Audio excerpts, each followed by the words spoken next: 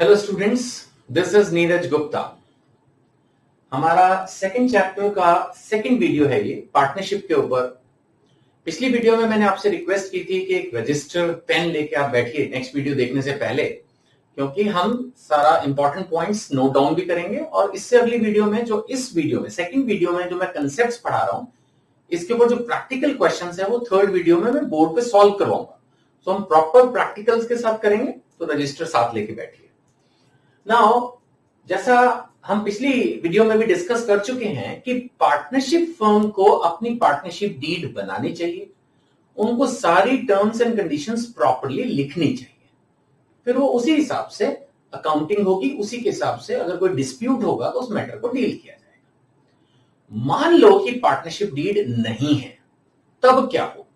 तो हेडिंग आएगी if there is no partnership deed.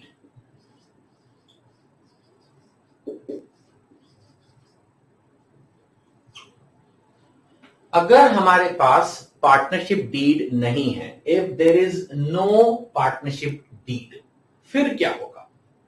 ठीक है, तो इसमें यह है कि इन दिस सिचुएशन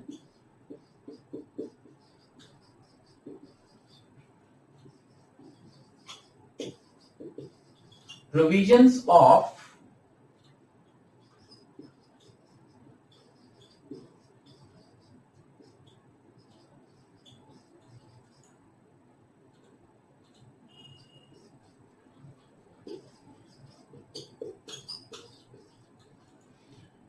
मैंने लिखा है if there is no partnership deed, यानी पार्टनर्स ने ये सोचा कि चलो एक दूसरे पर विश्वास कर लेते हैं, या उन लोगों ने सोचा कि पार्टनरशिप डीड की कोई जरूरत नहीं है, जो भी है, या इग्नोरेंट थे, उनको पता ही नहीं था कि पार्टनरशिप डीड बना लेना बेहतर रहेगा, जो भी।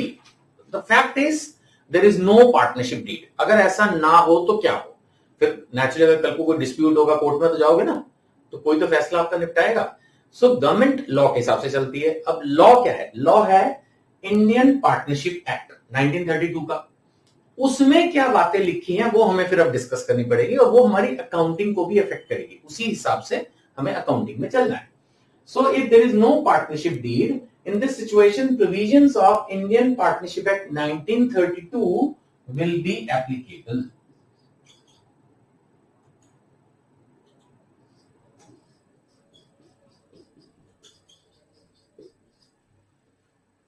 ठीक है, आई होप आप साथ साथ मेरे लिख रहे हैं। तो मैंने आपको बड़ी सिंपल सी बात बताई है कि if there is no partnership deed then the provisions of Indian partnership act 1932 will be applicable. अब उनमें क्या लिखा है वो मैं आपको बताता हूं। याद रखिएगा, मैंने ये ऊपर की हेडिंग नहीं मिटाई है, आप तो कंटिन्यूएशन में लिखते ही जा रहे हैं। सबसे पहली बात है कि प्रॉफिट शेयरिंग रेशो या लॉस शेयरिंग का क्या होगा? Profit sharing oblique loss sharing.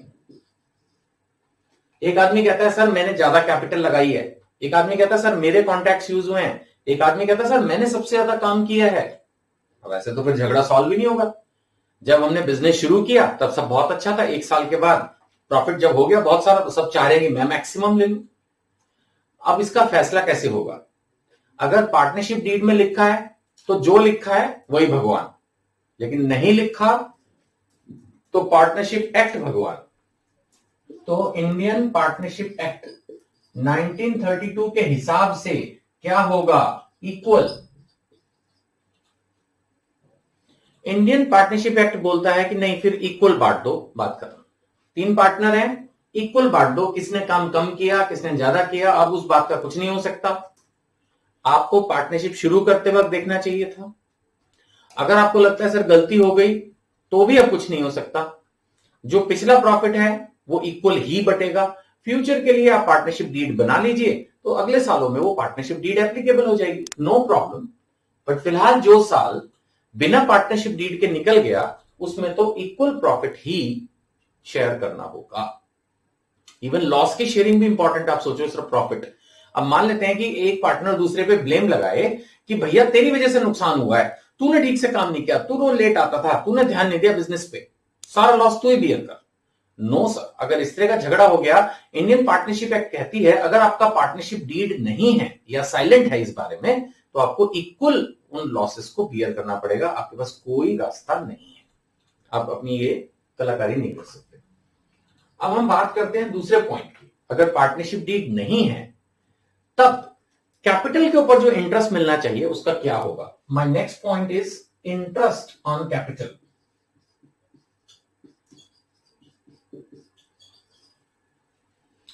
सबसे पहले समझिएगा कि कैपिटल क्या है, इंटरेस्ट क्या है, इंटरेस्ट ऑन कैपिटल क्या है।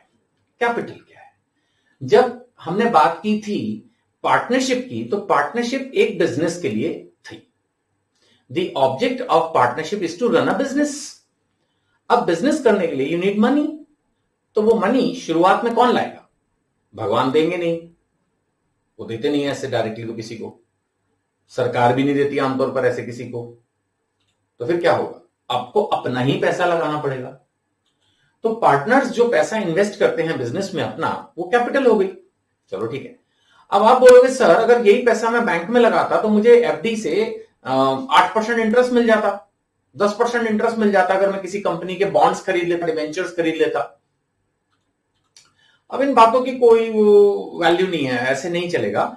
आपको क्या करना होगा कि जो भी, अगर आप ये मिलकर डिसाइड करते हो, आप मतलब पार्टनर्स, अगर पार्टनर्स मिलके ये डिसाइड करते हैं कि हमें 10% इंटरेस्ट ऑन कैपिटल मिलना चाहिए, तो 10% मिल जाएगा। There is no problem. As such इसमें कोई प्रॉब्लम नहीं है, इस रूल में कोई प्रॉब्लम नहीं है। 10% इंटरेस्ट ऑन कैपिटल मिल सकता है, 12 भी मिल सकता है, 15 भी मिल सकता है, कोई प्रॉब्लम नहीं है इसमें। बट मैं इस वक्त क्या डिस्कस कर रहा हूं, if there is no partnership deed, या तो पार्टनरशिप डीड नहीं है या पार्टनरशिप डीड है लेकिन उसमें इंटरेस्ट ऑन कैपिटल के बारे में कुछ भी नहीं लिखा, तो वो एक ही बात होगी। नाउ अब ऐसी सिचुएशन में साल खत्म होने के बाद मैं बोलता हूं भाई मैंने 5 लाख रुपए लगाए थे, मुझे 3% तो दे दो, मार्केट में 12% मिल जाता, चलो आप 3 दे दो, क्या मुझे मिलेगा? The answer is no, it is not allowed. आमतौर पर जब मैं फेस टू फेस स्टूडेंट्स को पढ़ाता हूं तो कुछ बच्चे क्लास में ऑब्जेक्ट करते हैं, अरे तो बड़ी गलत बात है। अरे भैया बात गलत या सही नहीं है, सवाल यह है कि आपको बोला ना पार्टनरशिप डीड बना लो, आप नहीं बना रहे। अब नहीं बना रहे तो बताओ झगड़े को कैसे सॉल्व करें। इसलिए उन्होंने कह दिया कि आपको कोई इंटरेस्ट ऑन कैपिटल नहीं मिलेगा, आपको जो प्रॉफिट में हिस्सा मिल जाएगा बस उसी से खुश रहो। ऐसा तो नहीं है ना कि कुछ नहीं मिल रहा, प्रॉफिट तो मिल ही रहा है ना। तो आपके पास 2 ही चॉइस है, या तो आप पार्टनरशिप डीड प्रॉपर्ली बनाओ, उसमें लिखो कितना इंटरेस्ट ऑन कैपिटल मिलेगा हर पार्टनर को, नहीं तो इंटरेस्ट ऑन कैपिटल नहीं मिलेगा। ठीक है, ये चीज याद रखना। Third, interest on drawings.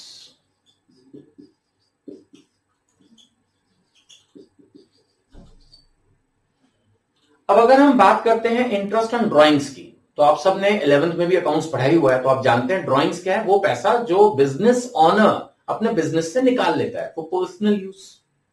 यहां पर भी पार्टनर्स बिजनेस के ऑनर हैं, अगर वो अपने बिजनेस में से कुछ पैसा निकाल लेते हैं, if they withdraw some money, that is drawings.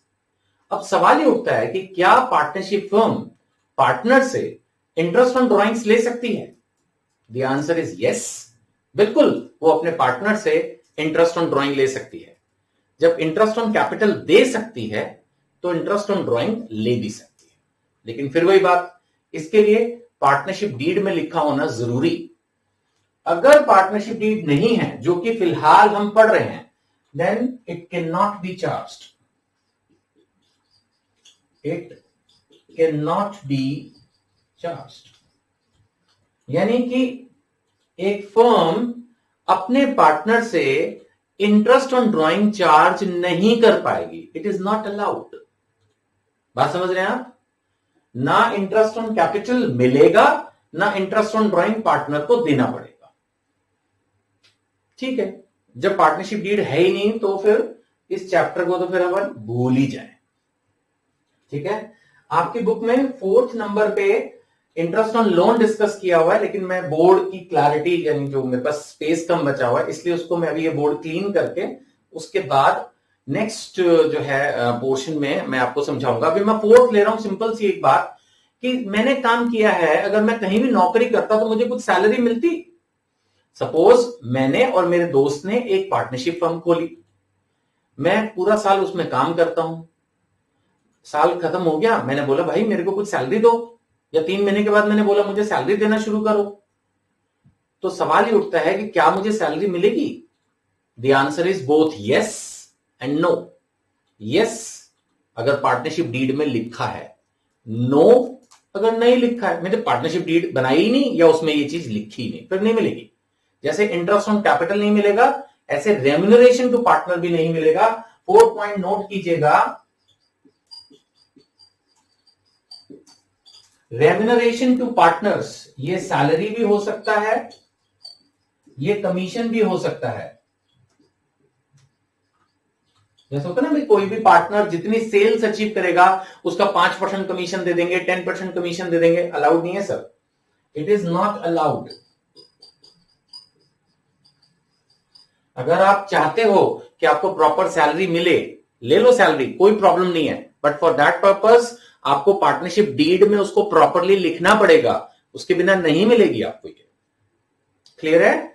Now 4 points मैंने आपको पढ़ा दिए, 2 पॉइंट और इंपॉर्टेंट हैं जो आपकी बुक में भी दिए हैं, प्रैक्टिकल क्वेश्चंस के लिए भी रेलेवेंट है, वो अभी हम कवर करते हैं, फिर जो बुक के प्रैक्टिकल्स है वो नेक्स्ट वीडियो में करेंगे।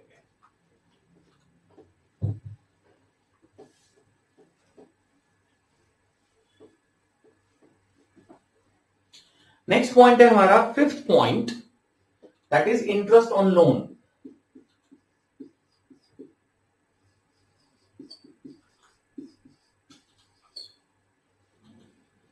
पहले समझते हैं कहानी क्या है। ए और बी दो पार्टनर हैं, उन्होंने मिलकर बिजनेस शुरू किया। शुरू में जो पैसे लाए थे वो काम चल गया, 6 महीने बीत गए, अब उनको कुछ और नया एक्सपेंशन करना है, या कोई भी रीजन है, उनको 5 लाख रुपए की जरूरत है। से फॉर एग्जाम्पल दोनों में से एक पार्टनर बोला मैं लाऊंगा, मैं ले आऊंगा, लेकिन मुझे चाहिए इंटरेस्ट ऑन कैपिटल, उसके बिना नहीं लाऊंगा मैं। आई एम सॉरी, मुझे चाहिए इंटरेस्ट ऑन लोन, उसके बिना नहीं लाऊंगा मैं, क्योंकि ये पैसा अगर मैं बैंक में एफडी में लगा दूं तो मुझे इंटरेस्ट मिलता है भाई। मैं कैपिटल मतलब लगा दी थी शुरू में, वो ठीक है, लेकिन अब मैं लोन देने के लिए तैयार हूं टेम्परेरी, 2 महीने 4 महीने, अब मेरे को पैसा वापस कर देना।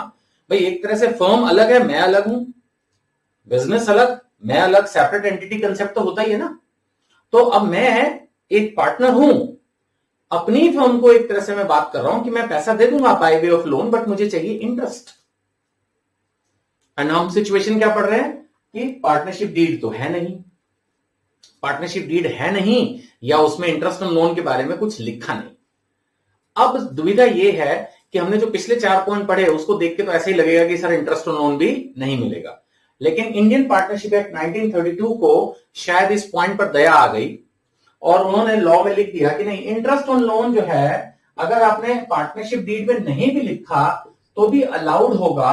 और इस बार उन्होंने बिल्कुल झगड़ा खत्म करने के लिए अलाउ भी किया और रेट ऑफ इंटरेस्ट भी स्पेसिफाई कर दिया, 6% पर एनम। अगर आप पार्टनरशिप डीड में इस पॉइंट को लिख दो तो फिर 5% भी लिख सकते हो, 10 भी लिख सकते हो, जो मन में आए करो। लेकिन अगर पार्टनरशिप डीड नहीं है या उसमें ये पॉइंट नहीं है तो आपको हमेशा याद रखना है कि interest on loan to the partner allowed होगा, और वो भी कितने पे अलाउड होगा? 6% पर एनम पे अलाउड होगा। आउटसाइडर से अगर आपने लिया है तो अलाउड होगा ही होगा, उसका रेट ऑफ इंटरेस्ट भी कम ज्यादा हो सकता है, लेकिन अगर पार्टनर ने लोन दिया है तो उसका इंटरेस्ट जो अलाउ कर रहे हैं वो कितने पे अलाउ कर रहे हैं? 6% पर एनम पे। और याद रखिएगा, इट इज अ चार्ज। इस चार्ज का क्या मतलब है ये बाद में पढ़ाऊंगा, ब्रीफ में इतना समझ लीजिए कि पार्टनरशिप फर्म को प्रॉफिट हो या ना हो, पार्टनर से लिए गए लोन पर इंटरेस्ट देना ही होगा, ये कंपलसरी है। ठीक है, बाकी इसके ऊपर डिटेल्ड डिस्कशन हम कभी नेक्स्ट वीडियो में कर लेंगे। फिलहाल जो मैंने आपको पढ़ाया वो ये कि इंटरेस्ट ऑन लोन जो है वो अलाउड है 6% पर एनम के हिसाब से, चाहे पार्टनरशिप डीड में ना लिखा हो तब भी। Is it fine? एंड अब आखिरी पॉइंट इस वीडियो का वो है न्यू पार्टनर। जो मैंने थोड़ी देर पहले एग्जांपल लिया कि सपोज 2 पार्टनर हैं, ए एंड बी, दोनों ने मिलकर फर्म खोली, अच्छा चलने लगा काम। अब उनको लगा कि यार काम बढ़ रहा है, एक और बंदा जोड़ लेते हैं। ए ने बोला मेरे बेटे को ही जोड़ लेते हैं, या मेरे भाई को जोड़ लेते हैं, या दोनों में से किसी ने भी कोई भी पार्टी लेके आया। पार्टनरशिप डीड अगर बताए कि नया पार्टनर कैसे लिया जाएगा तो वैसे ही लेंगे। सपोज पार्टनरशिप डीड साइलेंट है, अब क्या करें? पार्टनरशिप एक्ट क्या कहता है? फिर गवर्नमेंट का जो लॉ है वो क्या कहता है? वो बोलता ना कोई पार्टनर अलाउड नहीं है, झगड़ा होगा इससे। पार्टनरशिप में पार्टनर तभी आ सकता है जब बाकी सारे पार्टनर्स उस बात को अलाउ करें, यानी रूटीन में इट्स नॉट अलाउड। सो अगर हम नए पार्टनर की बात करते हैं तो नॉट अलाउड ही इसका वन वर्ड में आंसर है कि ये अलाउड नहीं है। नए पार्टनर रूटीन में अलाउड नहीं है। इट कैन बी डन, फिर भी बुला तो सकते ही हैं।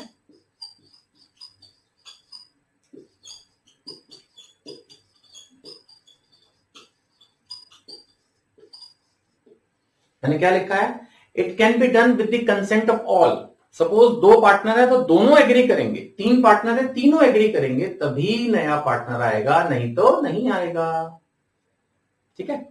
सो आई एम श्योर कि जो मैं बता रहा हूं साथ साथ आप लिखते भी जा रहे होंगे, और प्लस आप वीडियो से पढ़ रहे हैं। वीडियो का ये एडवांटेज तो है कि आप किसी भी पोर्शन को दोबारा से रिवाइज करके देख ही सकते हैं, है ना। तो आप इस वीडियो को अच्छे से देखिए, रिवाइज कीजिए। कोई डाउट है तो बेशक मुझे संपर्क कीजिए। Otherwise get ready for the third video, जिसके अंदर अब जो कंसेप्ट मैंने आपको पढ़ाया इसके ऊपर जो 6 प्रैक्टिकल क्वेश्चन आपकी बुक में दिए हैं, टीएस गरेवाल, ये बुक आपके पास होनी चाहिए, तो उसमें से हम 6 प्रैक्टिकल क्वेश्चन नेक्स्ट वीडियो में करेंगे। ठीक है जी, थैंक यू।